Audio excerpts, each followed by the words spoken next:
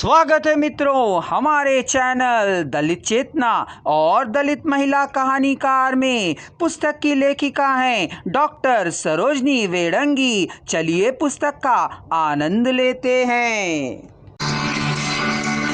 पुस्तक का छठा अध्याय है दलित महिला कहानीकारों की प्रति चयनित कहानियों में भाषा शक्ति संप्रेषण। भाषा द्वारा ही हम अपने विचारों को अभिव्यक्त करते हैं। साहित्यिक क्षेत्र में भी यही माध्यम है जिससे साहित्यकार अपनी रचना को शब्दबद्ध करता है। साहित्यिक भाषा की अपनी छवि होती है। दलित कहानियों के संदर्भ में यह कहा जा सकता है कि ये सारी कहानियां आम दलित जनता की भाषा में कही गई है। इनमें ज्यादातर पात्र अशिक्षित, मजदूर और दबे हुए वर्ग के प्रतिनिधि होने के कारण इनकी भाषा में औपचारिकता कम है। दलितों की भाषा तो अपने जीवन संग्राम की भाषा है। उनके साहित्य में यही भाषा तो अभिव्यक्त होती है। उसमें अधिक रूप से बोली के शब्दों का प्रयोग हुआ है। यह आश्चर्य की बात नहीं है क्योंकि ये कहानियां पिछड़े गांव में रहने वाली जनता की कहानियां हैं। दलित कहानियों के भाषा पक्ष पर विचार करने की सही दृष्टि यही हो सकती है। सामान्य बोलचाल की भाषा का प्रयोग इनमें प्रचुरता से किया गया है। कहानी विधा की पहली शर्त रोचकता, पठनीयता और संप्रेषणीयता है। कहानी में मानवीय संभावना ही उसकी विश्वसनीयता का आधार होती है। जीवन में होने वाली घटनाओं में संयोग का भी स्थान होता है और आकस्मिकताएं भी होती हैं।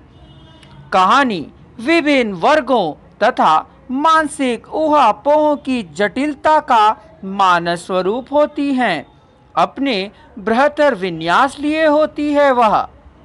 इसलिए भाव, प्रसंग, कथानक तथा चरित्र के अनुसार कहानी के प्रतीक और संकेत, बिंब तथा रूपक आदि जीवन की परिस्थिति, पात्रों की मनस्थिति और कहानी की केंद्रीय अनुभूति को व्यंजित करने वाले होने चाहिए।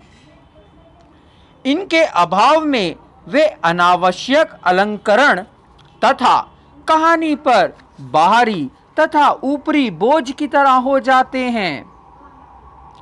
दलित साहित्य का सौंदर्य वही निखरता है जहां साहित्यकार धार्मिक रूढ़ियों, सामाजिक अन्याय एवं विसंगतियों को प्रखर वाणी देता है।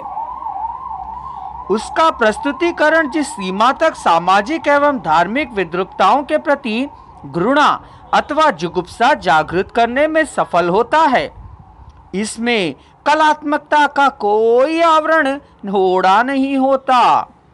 छोटी छोटी घटनाओं, लघुता के प्रति दृष्टिपात, ज्वलंत सामाजिक समस्याओं, वंचितों, भूखों, बेघरों, फुटपाथ व झुग्गी झोपड़ियों में निवास करने वालों, पेट की भूख में जलते श्रम से बोझिल दलितों, पुरुषों के यातनाओं से करहाती नारियों, वर्ण व्यवस्था से उपजी अमानवीयताओं, शोषण के सभी रूपों, शोषकों के घृणित अमानवीय चरित्रों को उकेरना ही उसके साहित्य का उद्देश्य रहा है। साहित्य के माध्यम से वह समाज में हो रहे जाति भेद पर प्रकाश डालता है।